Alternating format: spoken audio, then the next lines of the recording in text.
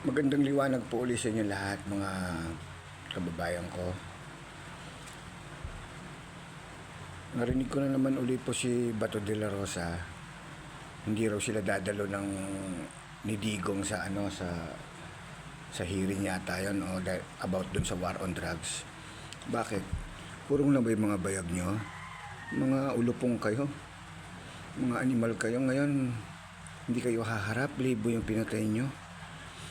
Ako nung sa totoo lang, idol ko sana si Duterte noon eh. Siya lang siya lang ang presidenteng nakagawa ng ganun eh. But nung pinagpapapatay niya na yung mga kababayan natin, mga biktima ng kadrugaan na yan, sobrang sama po ng loob ko doon. Hindi makataong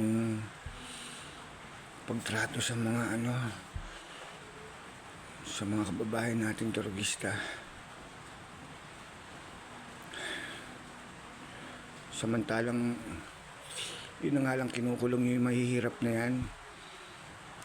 Bisikleta nga walang pambili yan, kukulong nyo yan. 40,000 para surety, for surety, para makalaya silang pangsamantala.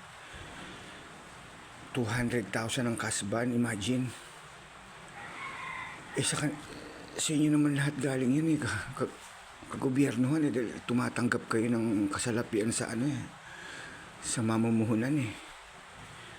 Kayo naman lahat may kasalanan yan eh. Kukulong nyo yung isang dukha, madalas po kasi yung taga-squatter, walang maayos na trabaho, ikukulong nyo yun. Kung 5-4 ang anak nun, sino magpapakain doon? At unang-una sa lahat po, ang pinapakain sa bilangguhan, kahit po aso hindi kakainin. Dapat kung ganun, magpe-prepare kayo ng huli kayo ng huli, pakainin nyo ng sapat ang tao. Puro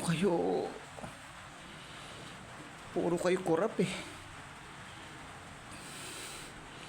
Hindi lang kayo sa tao, sa mga pinatay nyo magkakaroon ng pananagutan, higit sa lahat sa Panginoon, sa Ama, sa Amang nasa langit.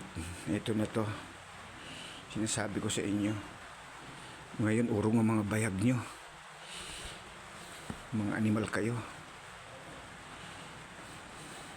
Lalo ka na, Bato de la Rosa. Ronald Bato de la Rosa. Punyeta ka.